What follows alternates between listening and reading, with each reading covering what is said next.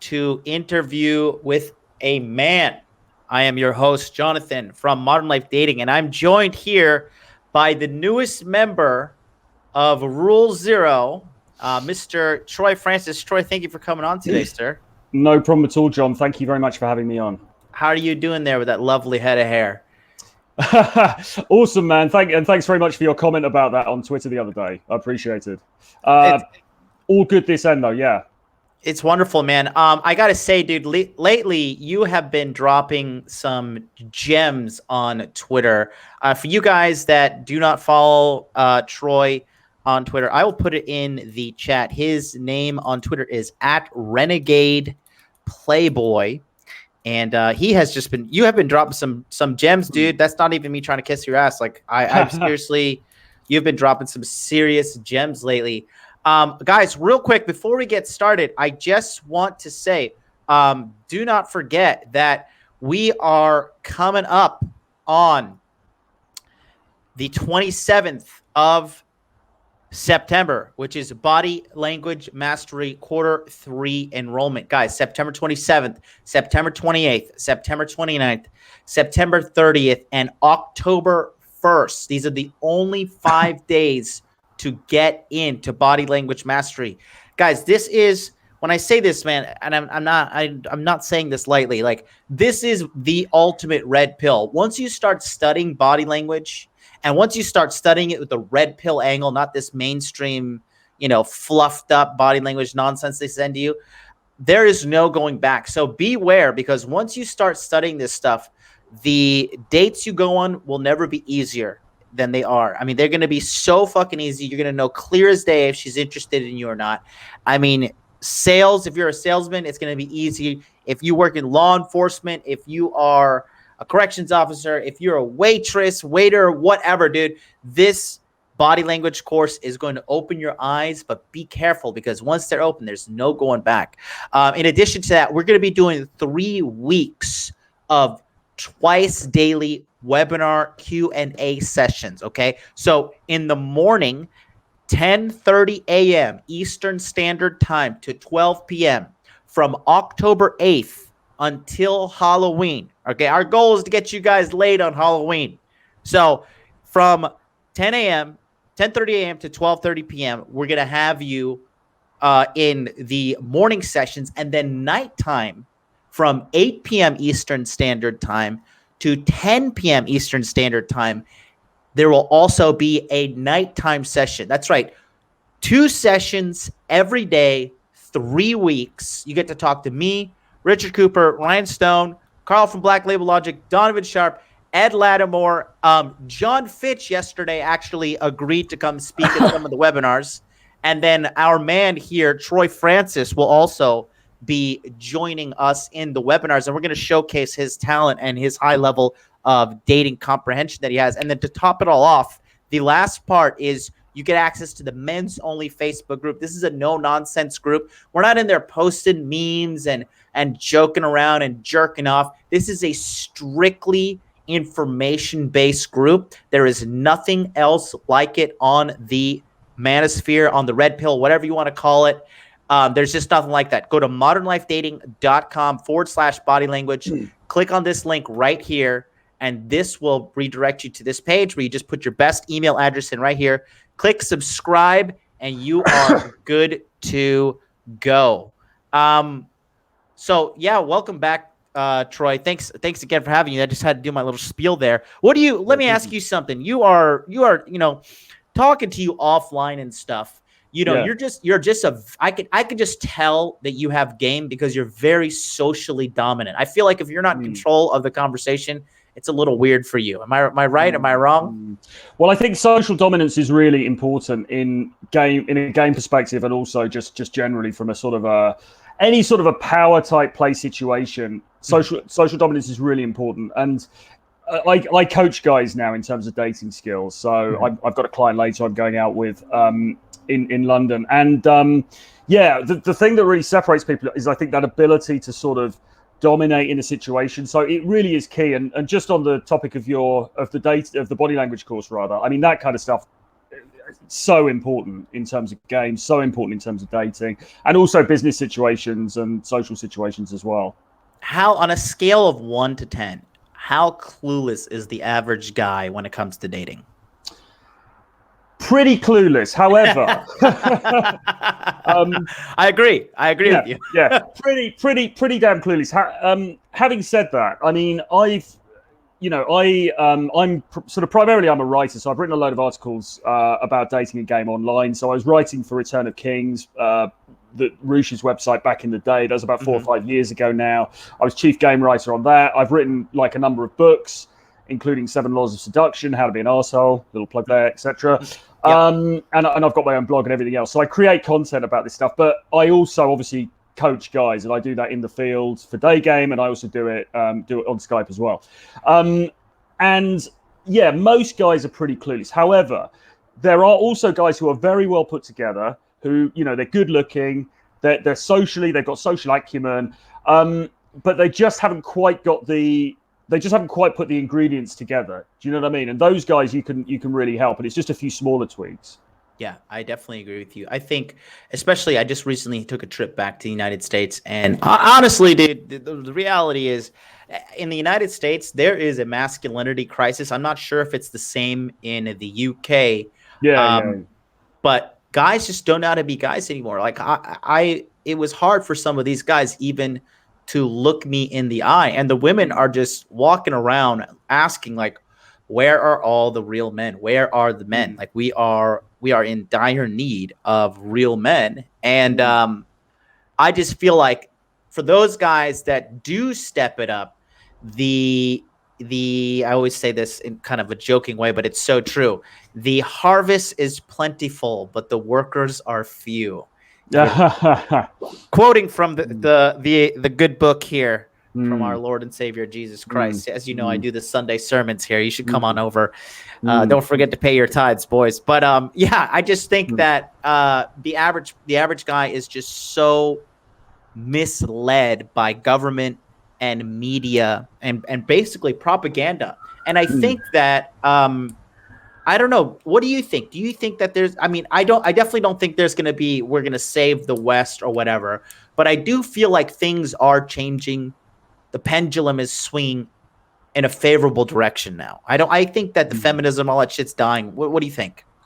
Yeah, I think certainly. I mean, I'm primarily based in London, although I get around Europe quite a lot, and also Eastern Europe, and even into Russia, which is kind of interesting because then you see a totally different dynamic at play. And I mean, yeah, 100%. I mean, Britain is pretty, for want of a better word, Britain is pretty cucked. To be honest, you know, it is a very feminized place, and like you say, that all comes downstream from the culture. I mean, that's just what we're being taught, and myself included. You know, when I sort of got into this stuff, I mean, I got into this stuff properly back in the early 2000s, so it's been quite a while now. But you certainly are ingrained with these beliefs about, you know, how to react to women, how to treat women, what women like, and everything. And of course, it's all nonsense, you know. But it's only when you get through the veil that you really can see that. But in terms of if things are shifting, I mean, I think my impression I get right is on the ground, I think people are less sort of bothered about feminism and so on than they are perhaps on Twitter and things like that. I mean, the girls that I meet in everyday life, in general, they're not really mad feminists, sort of thumping the book or anything. And I mean, the guys, I don't meet many sort of really raging sort of white knights. So I think I sometimes wonder if in the culture itself, if people are a little bit less sort of, you know, kind of tied by those ideas than maybe we think, because we're obviously talking about it a lot. But I think I think people are definitely seeing the lie in a lot of this stuff, and you know, that's kind of coming through in people's behavior. I say that the truth always lies in the comment section on YouTube. Like, if you watch the videos, there's always somebody in the comment section that is usually, if there's bullshit or if it's like a shitty trailer, if, like, you know, Star Wars, whatever, the comments there's always the truth in the comment section there. Yeah, well, we're certainly getting to a point now where, I mean, they're talking about the new James Bond film, aren't they? And I think I don't have the 100% latest on this, but I think they have a character called 007 who's going to be played by a woman. So although James Bond is still a guy, they're going to have a woman, you know, taking on the agent role, if you like. And it is definitely getting to a point where people just in ordinary conversation are saying, "Oh, come on, this is going a bit far now. This is a little bit ridiculous." So I think people are tolerant up to a point about political correctness, about these ideas, but I think it reaches a certain point and people are sort of like, well, hang on a minute, this is just a little bit much now. So yeah, And let me ask you something else. You got any young girls like early 20s on your roster right now?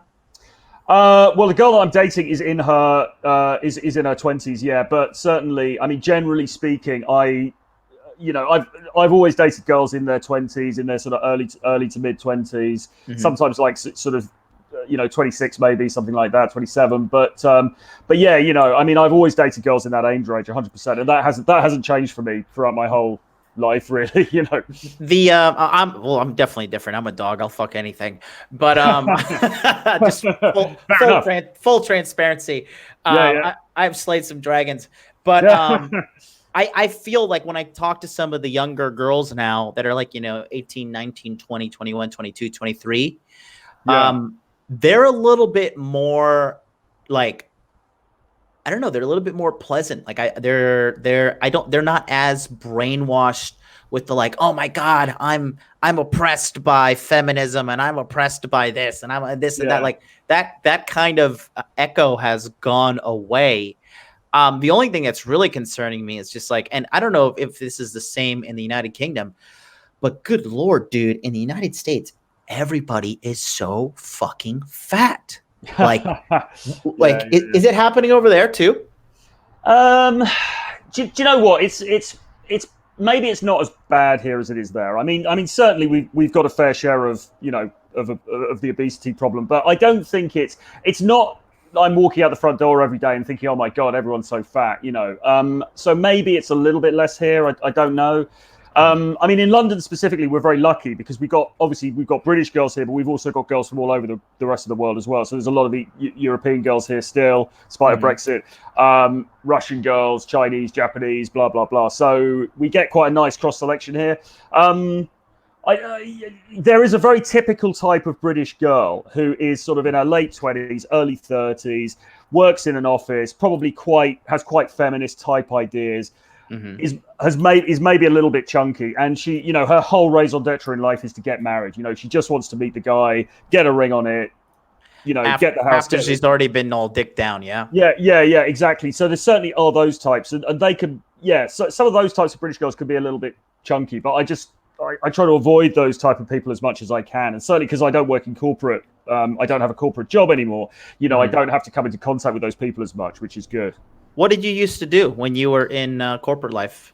Well, I worked in advertising actually, so I had quite a long career. Like marketing, or yeah. Well, we'd work with blue chip companies. We design advertising campaigns for them. Sort of multi-million-dollar, big corporate companies, and put together their marketing strategies and so on.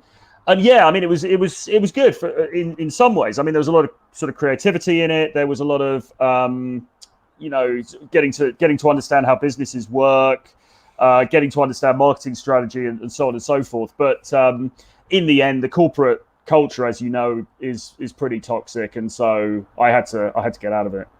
Yeah, I feel you on that.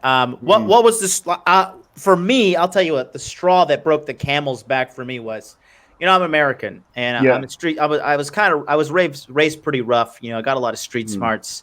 I'm not the prissy boy, Mr. Corporate, whatever. But I did do the corporate thing for a little. My story is that I made $70,000 in 1 month for the company, and they cut me $6,500, and then they said they're gonna pay me 4 months later. And after this was like literally, I did all the work. I was like, you guys need to at least cut me $10,000 to $12,000, and they weren't gonna let it happen. And so I was just like, all right, well that's it for me. I'm gonna go build my own empire. What about for you? What was like the moment that you're just like, fuck this, I'm out? Well, a few things happened. I mean, I've been following let's say, red pill material online for a long time, and I'd also been following sort of business type people like Tim Ferriss, 4 Hour Work Week, and all the stuff about digital nomads and all this kind of thing. So I've been interested in it for a long time, but I didn't really quite make the jump. And then there was sort of some restructuring in the company I was working at. They tried to maneuver me out. I got into a big sort of legal battle with them. I had lawyers working for me. I ended up getting a chunk of money from them, but obviously after that, I had to reevaluate what I was doing, and I just thought I just can't continue down this path, because not only are there multiple problems with working in corporations, but secondly, it's not even secure. People think a corporate job is secure. I mean, it's not secure at all. So yeah, it was kind of that really that brought it to a head. Have you? I know you're a writer, so you must be a reader. Have you read the book Unscripted by M.J. DeMarco? I haven't read that one actually, but I've read. Is he the guy? He's the Millionaire Fastlane, isn't he? Yes. I've read the Millionaire Fastlane, but Unscripted is seriously the most red pill book you'll ever fucking read about life and everything. Like I got shafted. Well, I felt like I got shafted at the corporate job with the commission payout, and then I had read Unscripted, and he talks exactly about what you just said, how that there is no safety in the corporate job, and he goes really red pill. How's like, you're branded property of the United States, and you're a slave if you don't do this, and he goes really fucking heavy. But I read that book, and then after I read it, I would go sit down at my desk at work and be like, I gotta get the fuck out of here. Like, get the fuck out of here. Yeah. But I want to go. I want to talk more about just everything about you. So just tell me a little bit about yourself. I want to know about your red pill beginnings, but more importantly, I want to start like, where were you born, and like, what was your mom and dad like? Family life? Do you have big brother, sister? And like, tell me about yourself before, and then tell me about how. Just give me a little, background about yourself, family, location, where you grew up, and all that, and then segue into like your red pill awakening and all that stuff. Yeah, sure. Well, yeah, absolutely. Well, I mean, I was born in the south of England, so my family's all from London. I was actually born outside of London because my parents moved to the countryside to kind of start a family and start a business as well. So, what kind of business did they do? My dad, it was retail actually. They had a couple of bookshops, and then my dad went into publishing after that. So my dad's always been in publishing, which has kind of actually sort of influenced me a bit with the stuff that I've. Yeah, it makes sense now. Yeah, but. Yeah, so I was born in so we lived in a relatively, and then we moved nearer to London, so we lived in a relatively like suburban type area. And I suppose the big thing really to mention is that my parents got divorced when I was 7. My dad then got custody of myself and my sister.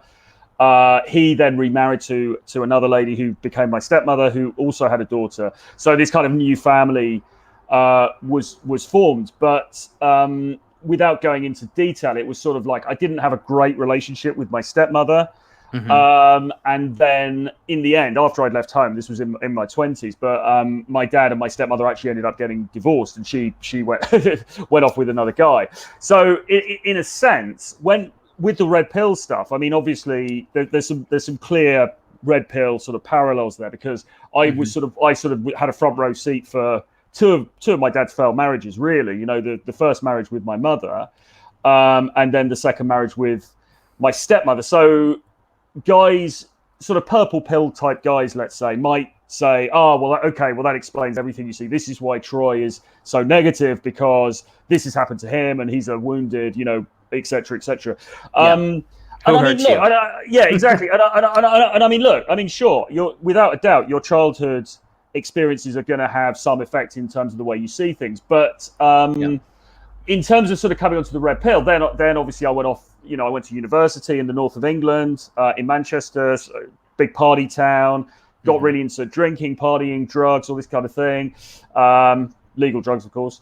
And got into that whole sort of house music partying scene, and had a pretty sort of debauched sort of time for a while, and got into dating girls, and then my experiences with dating girls, they always had a sort of a similar sort of pattern to them. Or I felt things happening to me that I thought this must be something wrong with me because I'm having these experiences with girls, and this isn't how it's supposed to be. This isn't how it was sold to me in the Disney movies, kind of thing. And it was only later when I started to read things like Rollo Tomasi and so on, that all the pieces started to fall into place, and I started to say, I can see now how this is how things are like they are, and this is why things are like they are. Was there any like pinnacle, like heartbreak or anything, or was it just kind of a slow and gradual process through just searching for answers? I think it was a slow and gradual process, really, because I've had, various girlfriends of sort of different lengths over the years, and I mean,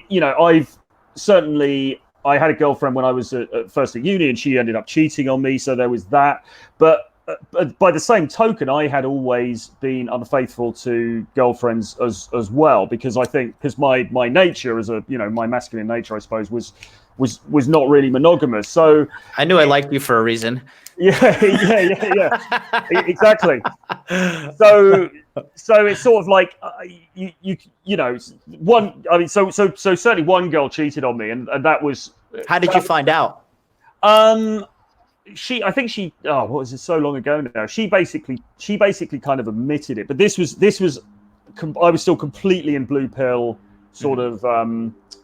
Beta mode or whatever you want to call it at that time. So I didn't handle the situation very well, but I also ended up sleeping with one of her best friends at a party. So it's sort of like, I wouldn't say I wouldn't say that kind of wounded me. That was one thing that happened, but I was also equally aware of the fact that I was also, kind of non-monogamous. I was looking around, I was attracted to other people and stuff. So the whole idea of relationships in a sort of blue pill Disney way never really made a lot of sense to me, Right. And then then I had different girlfriends after that, some of which I treated badly, some of which ended up, coming to an end for whatever reason. So had a whole different sort of slew of experiences, really, Yeah, I mean, we all have our ups and downs. How old were you when you started reading Rollo Tomasi? When did that come along? Well, so what happened was I was probably. I mean, I'm getting on a bit now. I'm in my 40s, I'm afraid, man. So it's okay. You still look great. Yeah, full head of hair. You're still killing it. Hanging on in there.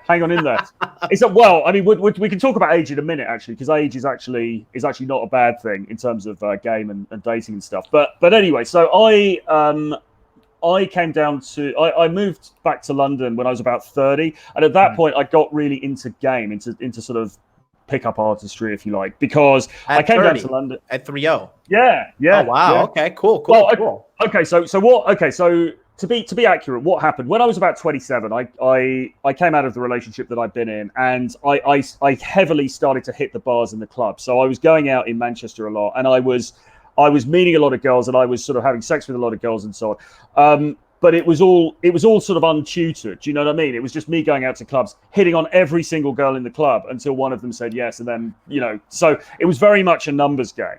The 99 slaps. Yeah, exactly. And then I went, and then I went down to London. I didn't have my usual group of friends around me. I was, I didn't feel very confident in the new environment and stuff. So. And I wasn't getting any action. I had a dry spell for a few months, and I thought, well, I need to do something about this. And so I started to read like game material, pickup material online, and it was that I was really into for a number of years. Before, and then I got another girlfriend, so that took me out of the things for a little bit. And then when I came back, suddenly there was all of this red pill stuff. How old were you when you got that girlfriend, and then how long did that relationship last? So I guess it was probably I had one girlfriend that lasted for 2 years, and then I had another girlfriend almost immediately after that lasted for about another year. So it was sort of in my early 30s, really. I came back into the sphere properly, and there was all this red pill stuff out, and it was at that point that I discovered like Rollo and I suppose Chateau Heartiste as well. People like Royce and Roosh and people like that. Yeah. Okay. So you kind of started. You're about my age when you found the red pill. I'm 33 now. Yeah. Okay. Roger that. That's cool, man. So okay, let's go back to. I want to talk a little bit more about the corporate job. So when did you make the jump from like when did you just say like fuck it, I'm just gonna go my own way financially, and like because I think one of the most, not to get like all textbook conversational alpha beta, but I think one of the most alpha things you could do is say fuck the world, I'm just gonna make money for myself and just make money on my own terms. I think that's one of the most badass things a man can do. I did it, you did it. When did you start like heading in that direction? Well, actually, it was only really about 2 years ago. So it's coming up now to 2 years that I've been working for myself, and I haven't had any other source of income. Before that, that's legit. Yeah, thanks very much, man. I mean, it's awesome. It's one of the best decisions I ever made. Prior to that, I had been working, working online, writing articles, and I had been making some money from selling books and things like that. But I mean, as you know, I mean, it's sort of like, it's good. I think it's good practice to start off with a side hustle. You've got your main income and you've got your side hustle, and that's what I did. But it's very, well, in my experience, it's very hard to really go for it with your side hustle and make it your main hustle unless you get rid of the job. Because if you've got the job, then you've got, your energy is taken up with that. Yeah, that's exactly what he talks about in Unscripted. He talks about these, like, because I used to work in the medical device industry as a recruiter, and if you don't know, I know recruiting is pretty huge in London, my boss is actually he was this British wild child. This guy was a fucking animal. I loved him. he was very smart. He played the front man with blue pill, but behind the scenes, this guy was red pill as a motherfucker, dude. And so in Tokyo, it's pretty grind. It's and the Tokyo work culture, like a lot of the reason why Japanese people kill themselves a lot is because there's a very high suicide rate here, and it's the work culture is extremely toxic, and that's an actual thing that's really toxic in this day and age is their work culture. So at the end of the day, I would work 9 a.m. to like 9 p.m. and I would come home and I'd just be like, fuck everything, dude. I just need to lay down, and I couldn't work on it. And another thing is too, like, for guys, when you have that safety blanket, right? I think that most men don't push themselves because I think might be on a subconscious level. They know they don't need to really succeed. They can kind of, twiddle their thumbs and kind of take a half-ass approach to it compared to like the rent is due. And if you don't make this book or you don't make this sale, I mean, you're going to get evicted or you're not going to eat. I think that it really lights a fire under your ass and makes you work a lot more harder. So I think that's a big, very, very understated point there, that you need to, like, if you're going to make your own hustle, like it's all or nothing, because if not, it's probably not going to work out. Yeah, I think, and there's a lot of discussion about the two sides to this, aren't there? With guys who talk about the sort of the make money online space and all of that. Do you just launch yourself off into the abyss and make it work, or are you cautious and do you take time? I think you need to be somewhere in the middle. I mean, obviously, I wouldn't counsel anybody just to be an idiot and you've got a $5,000 payment that's coming up in 3 days' time and just quit your job. You've obviously got to have some prudence about it. But at the end of the day, until you fully commit to an action, when you fully commit to an action, then things start to happen. You start to get momentum behind you. Before you fully commit to the action, then you lack that momentum. So things just amble along, and you don't really ever get that fire in you that you need to make it work. Yeah. And you also run an Airbnb, correct? Yeah, so I've got a property over in Europe, in Germany, which I run as an Airbnb. So I make some pretty good cash from that, actually. Solid. So that's, So that's pretty cool as well. You ever talk to Abu American? He's African American guy who's a Muslim, but he's like red pill as fuck, and he's over in Germany. Do you ever talk? I don't know if you. Yeah, I met up with him, funny enough, actually, because he was in London. Oh, really? Yeah, he was in London fairly recently, so I met up and had a coffee with him. Yeah, he's a good guy. That guy's cool as fuck, dude. Yeah. He is super red pill. Yeah. No, he's a cool guy. Yeah. Very cool, man. Let's go back to what you were talking about. You said you wanted to touch about age. You want to talk about age and dating. I'll tell you something. One big mistake I made as a man. I'll be very transparent about it here. When I was in my 20s, right, 33 now, right. When I was 20s, I figured like from 28 onwards that I would just be in a sexual desert. I thought that this is even when I was womanizing and shit. I just like, forget future Jonathan, fuck that guy. I'm just going to have as much sex and get as much pussy as I can now, because in the future, my sex life is completely over. And goddamn, I am glad that I was fucking wrong, because, if you take care of yourself, I always tell the boys the big three: make money, make muscles, and learn game. If you do those three things consistently from 18 years old, you're going to live a life that is astronomically better than 90% of all men. Tell me about what you wanted to touch about age and dating and whatnot. Yeah, well, I mean, same thing for me, really. So, I mean, like I said, I was in a relationship with a girl. The longest relationship I had, it lasted for about 4 years. I was with this girl in my early 20s, and then we split. I'm like 26, 27. And I'm sitting there in Manchester thinking, this is, my life is over. I've got like maybe a couple of good years left, and then that's gonna be it. And like you said, it's gonna be a sexual desert. No girls ever want to look at me again. I'm gonna be too old. I'm gonna be over the hill. And actually, the opposite, completely the opposite, was the case. And what guys need to realize, particularly if you're watching this and you are, in your 20s or whatever, what you really, really need to realize is that after 30, it gets a lot better and it gets a lot easier. It really does. If you take care of yourself, right? If you take care of yourself. Yeah, exactly. And you need to take care of yourself. You don't, you don't want to be looking like the classic old guy in the club or whatever. But if you take care of yourself and if you've got your shit together, then your 30s are like a golden age. And for me, it was sort of like, it also coincided because I moved back to London. Now, London's a very big city. There's like 8 million people here or something. So, that in terms of the pool for dating, it was obviously significantly bigger than where I was before, which had about 500,000 people. Mm-hmm. So in a sense, the stars aligned because I hit 30. I had a decent, well-paying job. I was well put together. I ended up getting my own apartment and all this kind of stuff. And yeah, I was going out, and it was a golden age of going out and just meeting all of these different girls, and it really being, I wouldn't say easy, but it was certainly miles away from how it had been in my 20s.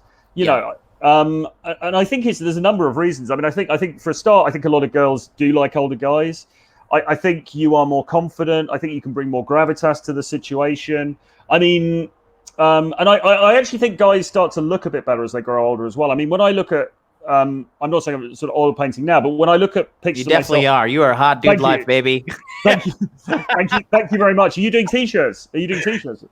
Well, no, not yet. I'm like, I'd like a hot dude t-shirt. I get you one. I got a guy in the body language mastery who made me a couple. We'll make it happen. Yeah. Cool, man. Cool. But yeah, when I look at pictures of myself in my early 20s now, I think, Jesus, I look so like young and baby faced, and just on that alone, it's not surprising that as you get a bit older, you start to look a bit more manly. You start to look a bit more defined if you keep yourself together. And yeah, all of that stuff is awesome. I mean, actually. One of my best ever years in terms of game was in my late 30s. Incredibly, I mean, you'd think it would be when you're 19 or something, and not at all. It really, really gets better as you get older.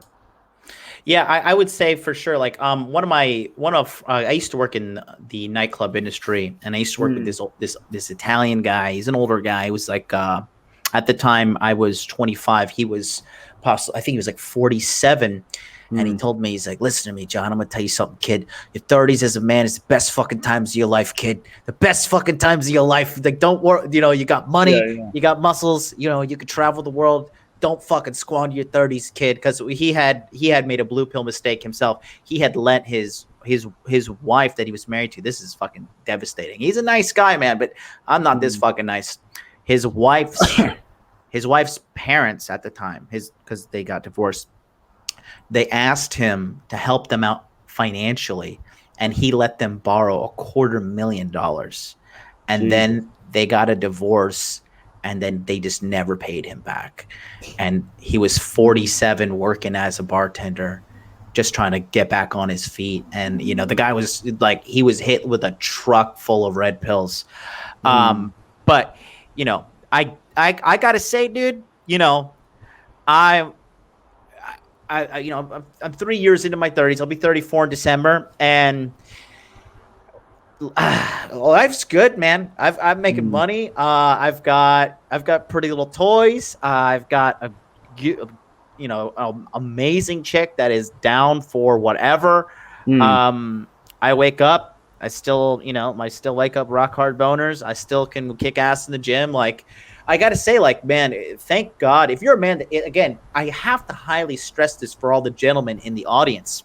If you take care of yourself, that is the biggest caveat there. If you take care of yourself, life as a man in your 30s is just, as far as I know, it's fucking easy mode, and it's just and the competition is very non-existent. It's just That's true, because I think most people, well, maybe not most people, but a lot of guys will split off and they will end up getting married. They're getting into long-term relationships, and so the unmarried bachelor about town in his 30s, is a slightly lesser breed.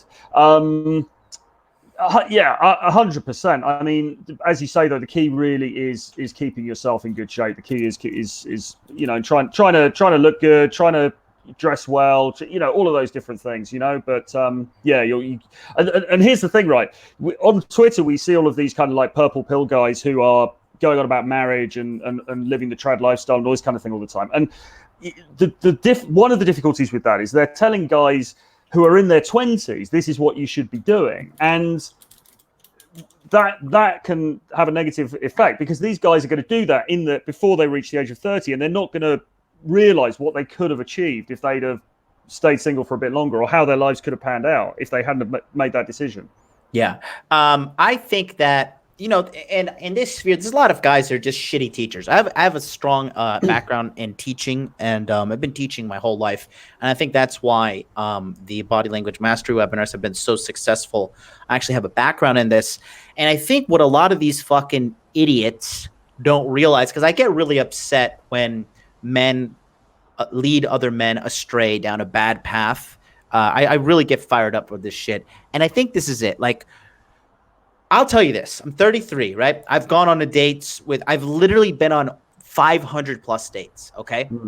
I'm very near 200 banks, right? I don't know if that's a lot or little for some people, whatever. I don't give a fuck. But the point I'm trying to make is, after doing all that stuff, I am the mayor of fucking Jadedville, and the population is who gives a fuck. Like, I am so, like, when it comes to like the fact of me like sitting down and like I would have to go sit on a date and like talk to a girl and ask her questions and like listen to her, I'm just like, oh my god, that's fucking hell. I am done. And I have way better time just chilling my miss and watching Netflix or cooking or just enjoying stuff.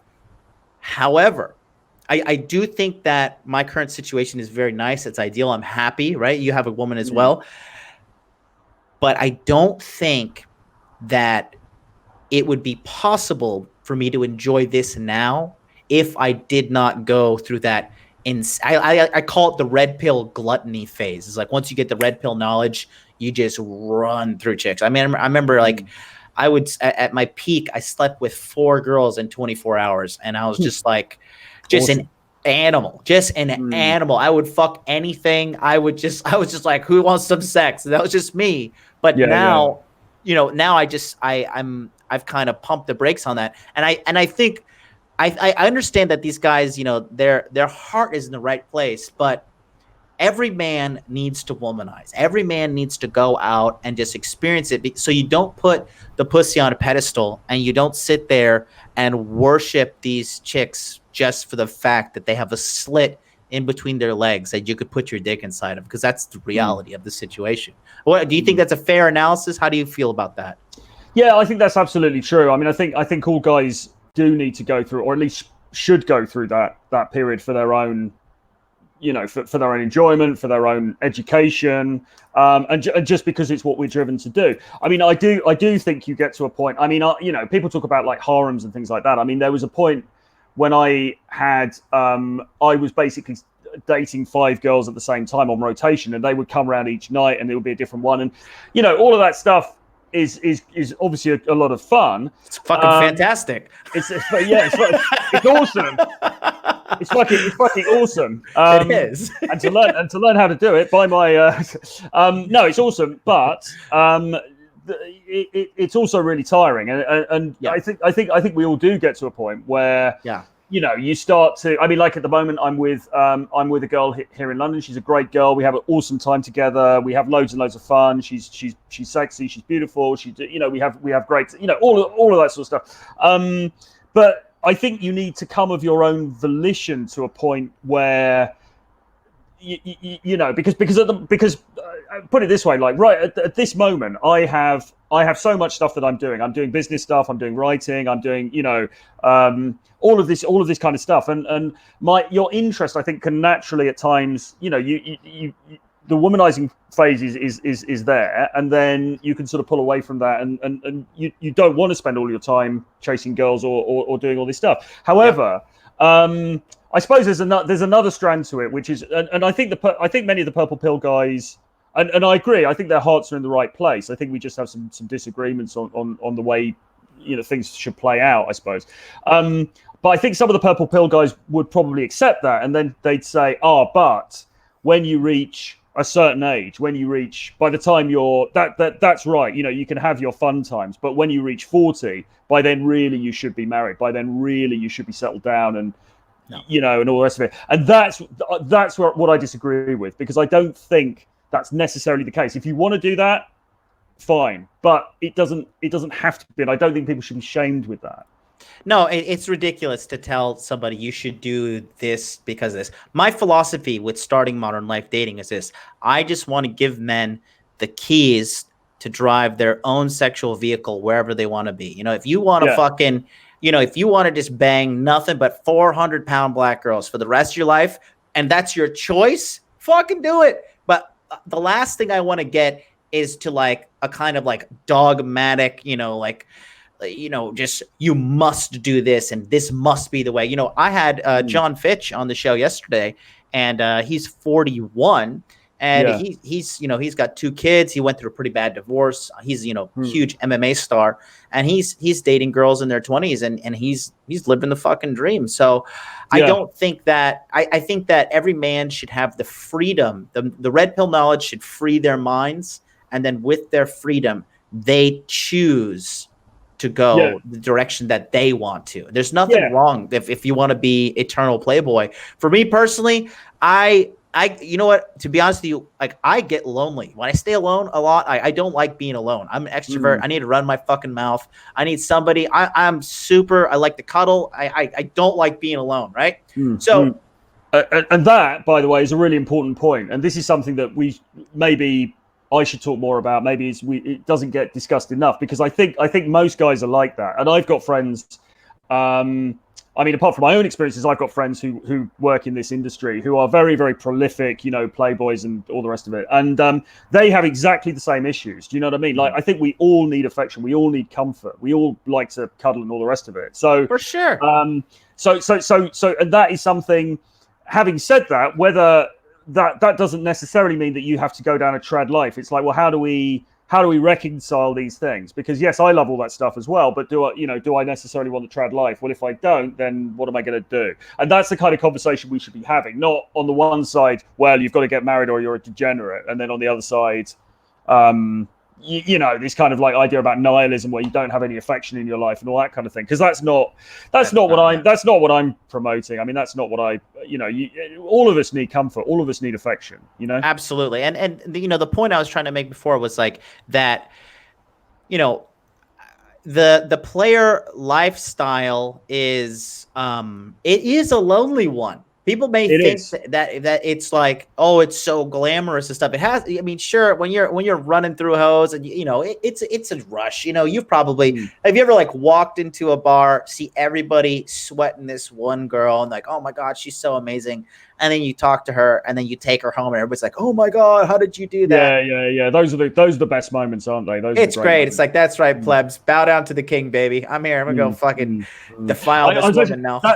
That happened to me. That happened to me, and something similar to that happened to me in London quite a few years ago now. Actually, this guy who ended up being an instructor for RSD, right? And we were in this bar, quite well-known bar where for sort of pickup and all that, called Tiger. And there was this really, really cute American girl there, and everyone was kind of like looking at her. And I just walked over to her and opened her and started a conversation with her. And this guy who, as I say, ended up working for RSD later, so he was a very, very skilled kind of player.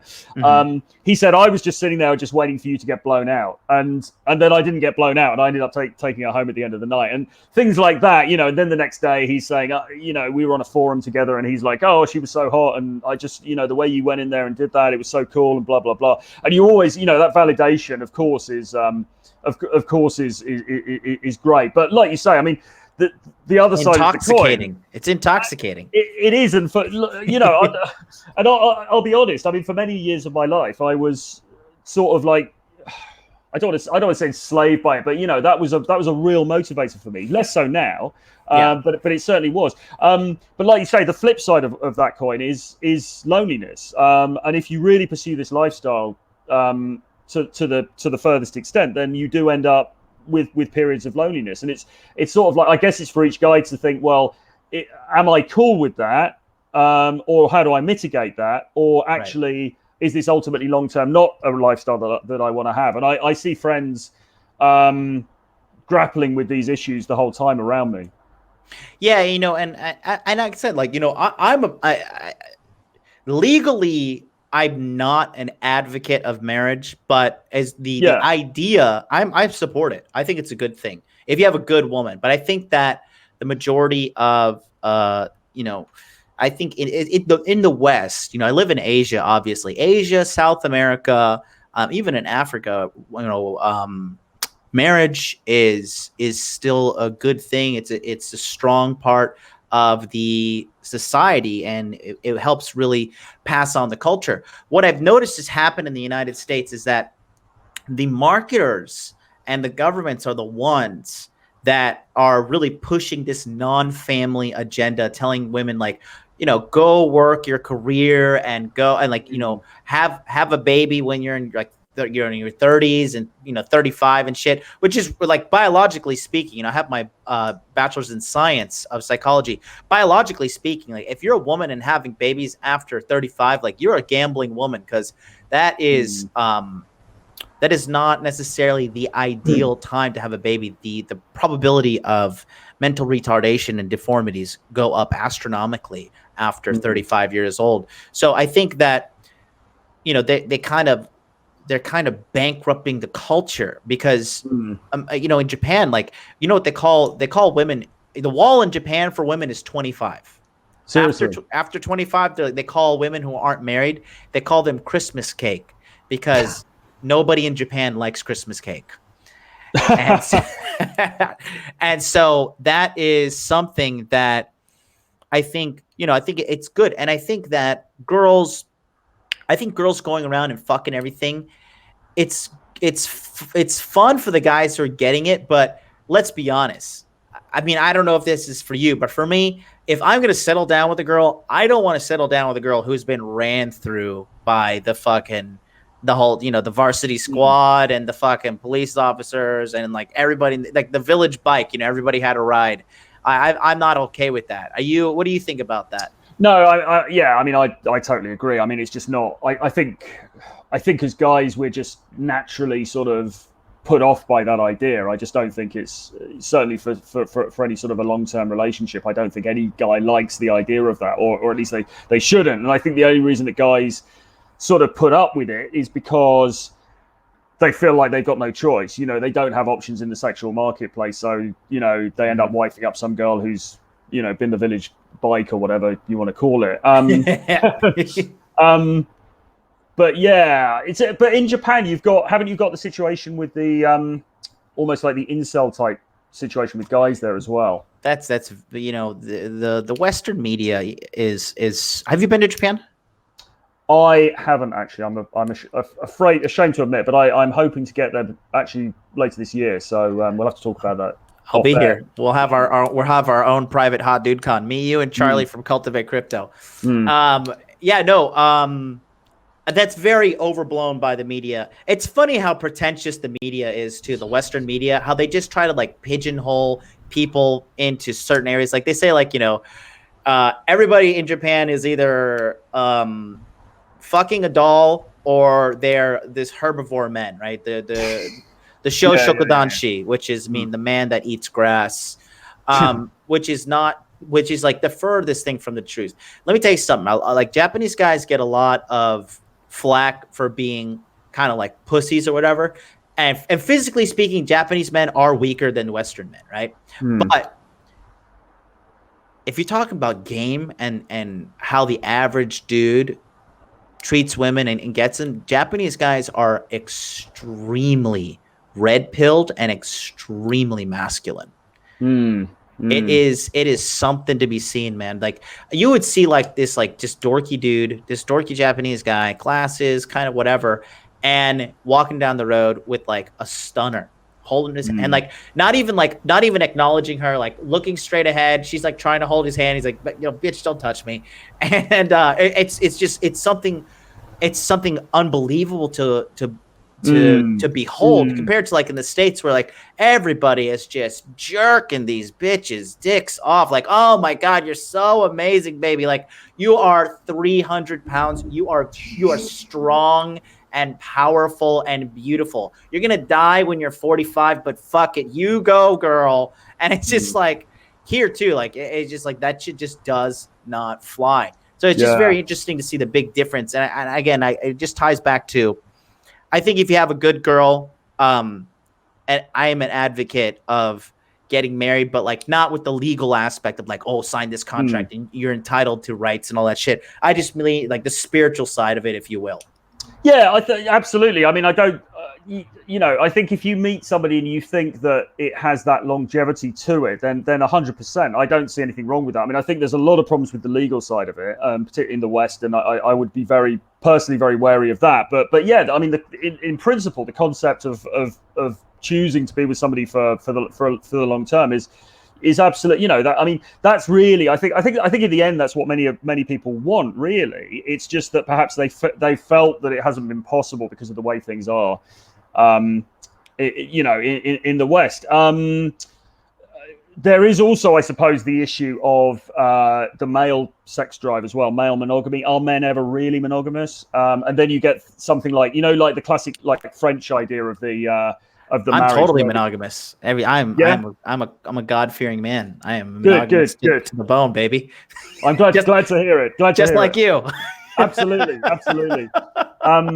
But you get this. I mean, in Britain, we talk about this kind of European idea, which is bollocks because obviously it happens everywhere. But this kind of European idea of like French guys who are married, but they have the mistresses, and the wife kind of knows about it, but it's all kept on the down low.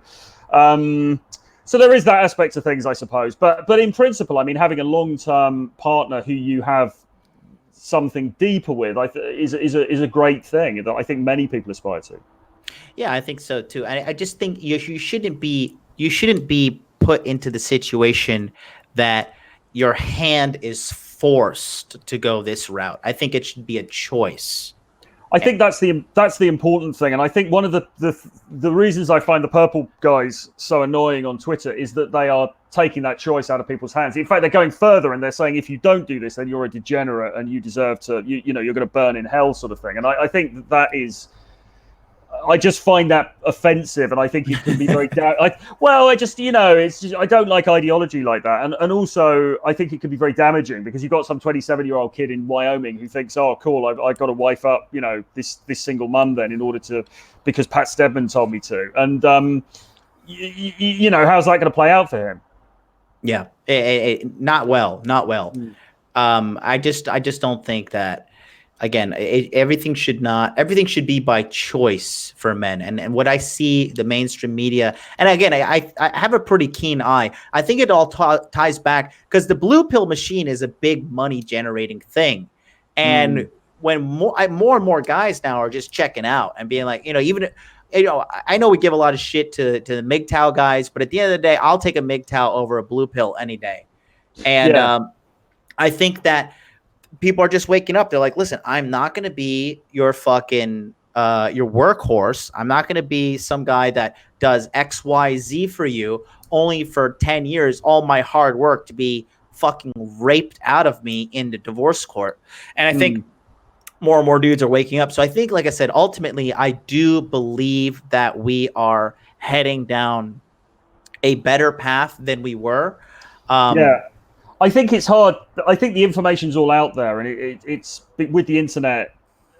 But people are guys in particular are much more informed than they were, and it's difficult to not be informed, really. Yep. So I think the sort of the pretty lies of the past are sort of it's much harder to maintain them than it was. Let me ask you this: how do you feel about bringing some dudes on and answering some questions? Let's showcase your dating prowess. Yeah, 100%, man. All right, guys. So you guys in the chat, we got 119 people watching live right now. What I'm going to do, I'm going to put the StreamYard link in the chat. I want you to click on the link and join us here on screen and ask a question to Troy or either myself, whomever. And we will be able to just give you a little Q&A, give you a little taste of like what would happen if Troy coached you, or if I coached you, or if you joined the Body Language Mastery and you got the webinars. We could kind of showcase it for the audience. We got some questions in the chat. Jared wants to know, how old is this Brit Troy? You want to tell him exactly, Troy? 45. 45. You're Richard Cooper's age. You still got it, baby. You good? Yeah, I don't have the beard, unfortunately. But yeah, it's not everybody can grow such a majestic beard, but you do have you do have a lovely head of hair to compensate. So I mean, if most guys, it's one or the other. I cannot grow a full beard. It's so annoying. I don't know. I blame my genetics. Let me ask you this, and while we wait for somebody, tell me this: why did somebody says you look better than Richard Cooper? Unactive, you jerk. Tell me this: why did you decide to become a dating coach? Like, what was that all about? Well, I think it came from writing, really, because I wanted to. I always wanted to write. I always wanted to write content for a living, either books or articles or whatever. And you get to this point. I tried doing various different things in the past and so on, but you get to this point where you think, okay, I want to write. What am I going to write about? And it's got to be something that other people are interested in reading, and it's got to be something that I find fun to write about. And it all kind of coalesced around. I was like, well, I like banging girls, and I like writing. So let's put those two things together and see what happens. And so I started writing, as I say, dating advice for Return of Kings, and then my own site and so on. And then naturally, out of that, you get guys contacting you saying, well, what about this problem that I'm having? What about that? And so I sort of segued into coaching through that. Probably the balance of my work is still weighted towards creating content, though, rather than doing the coaching. So, I mean, I know that obviously you've got the body language course. I mean, I created a course last year. Maybe I'll do another digital course at some point. Certainly with books and things. I think for me, the focus is more in terms of digital products rather than in-person coaching, but I do definitely do in-person coaching, and as I say, but it's just I try to weight it more, so I'm giving out the advice, but in an online digital format, if you know what I mean. What do you do when you meet them face to face? You just throw them into the wolves? Pretty much. I mean, like I coach day game, which I've been doing for a little while now, and basically we go out into London or wherever we're doing the session, and I'll demo a few interactions, and then I'll mic them up so I can hear what they're saying, get them to go in, get them to go in, get them to talk to some girls, have a listen to what they're saying, and then critique them when they come back. So I'll say, oh, you could have dialed this up, you could have dialed that down, she said this because of this. I give them real-time feedback on what they're doing. So yeah, I mean, it's pretty cool. I've got a session later. It's fun to do. It's effective. It teaches me a lot, but it's really helpful for them, because just having somebody there and sort of pointing little things out can really, really help your game a lot. What do you think is like the biggest mistake that these guys typically make when they're out talking? Well, either they're too nice, and they're too, because you've got to. Day game's a weird thing, right? Because you're walking up to somebody in the street, and it's a or in a coffee shop, and it's an unusual situation to have an interaction. So you've got to get over that in the first place. However, if you walk up and you're just too friendly, like I was with a client a couple of weeks ago, and he was walking up to girls, going, "Oh my God, I just saw you, and your dress is so lovely," and he sounded like the gay best friend. So he was getting conversations, and the girls were actually, were quite pleased that he come up and paid the compliment, but he wasn't getting any traction because he was, well, as I say, he was coming over as sort of a gay fashionista, and it's sort of like, even though you're doing something that's a little bit socially odd, you don't make it too sugar and spice. Don't make it too nice. You've still got to inject a little bit of sexuality into it. So there's that. And secondly, the other problem is guys who've learned a bit about game from the internet, and they've seen videos and things, and they just repeat the same lines, and they don't make it seem real. Do you know what I mean? You've got to make it seem real. Copy pasta. Yeah, not good. Not good. Not good. I just noticed that, like, the average guy, like, they lack internal confidence. They just don't believe in themselves. They don't think they're good enough. They have some sort of mental, I don't know if it's block, or some of the guys have trauma or whatever from their past, but I don't understand where it's coming from. They like, well, I don't know. I think there's that old game adage, isn't there? You are the prize. And to some extent, you've got to walk in with this sense that, yes, I am the shit. I am somebody I'm a man who is worth you talking to. I am sex worthy, in that embarrassing phrase. I think you need to walk in with all of those things. You need to walk in with that sense about you. And even if it's not objectively true, I mean, it might be that you are starting out on this journey, and it might be that actually, really there are some things that you can improve about. I mean, we've all got things we can improve about ourselves, right? But it might be that, maybe you're not, quite that guy. But if you walk in with that attitude, that's going to get you a lot further than just being very timid and very sort of self-effacing about it. Yeah, I think that it's always, we have some guys in the chat saying it's funny that you even said that. Like, some people saying, "Oh, Troy comes off as a little arrogant." Like, no, dude, this is a man with confidence, and that's probably something that you haven't seen often in your life if you have to just jump to that type of conclusion. That being said, no, it's better. I always tell this to the guys, and this is 100% true. You're better off if you're going to go pimping, if you're going to hit the streets, you're going to try to make it happen with women or whatever. You're better off being extremely arrogant rather than being extremely humble. Yes, and let me just make one point. I wouldn't want to be coming over as arrogant on this, but the thing is, right, I came from a background where I was incredibly shy. So, like, as a kid, I was incredibly self-deprecating, incredibly shy. I felt very badly about myself, about the way I looked, the way I sounded, all of these different things. Clearly, those are delusions. Well, hopefully, yes. But I think you mentioned earlier about something about eye contact. I mean, as a late teens, early 20s, I found it almost impossible to have eye contact. Like you were talking about the guys in the States, and it was because I'd had bad skin at the time, and I was sort of sensitive about that. I found it really hard to have eye contact with people and stuff. And I suppose that the message is, you can change all of that stuff. You can really sort of like alter the way that you come across to other people, and things like John's body language course will help you to do that. But it's not as if, I mean, guys watching this now and seeing me on this now might think, okay, he's quite confident and all the rest of it. But that's 100% not where I came from. A lot of this is trained, and it's through, apart from anything else, doing like tons and tons of approaches in the field. It really toughens you up, and it gives you, like with a lot of things, you need a bit of tuition, and you need a lot of practice. And if you put those things together, you can come across in a very confident way, even if that's not naturally who you are. Yeah, definitely. I think that it's just guys are just afraid to have self-esteem, and again, I think it's just like, when I don't know if it's bad like it is in the States on the UK television, but every commercial is like some guy, he's just a bumbling fool, or some little beta male, just some idiot. And I think that kind of brainwashing, and there's just like mainstream normie things like, oh, you should always be humble and don't brag too much, and just there's a sea of misinformation out there.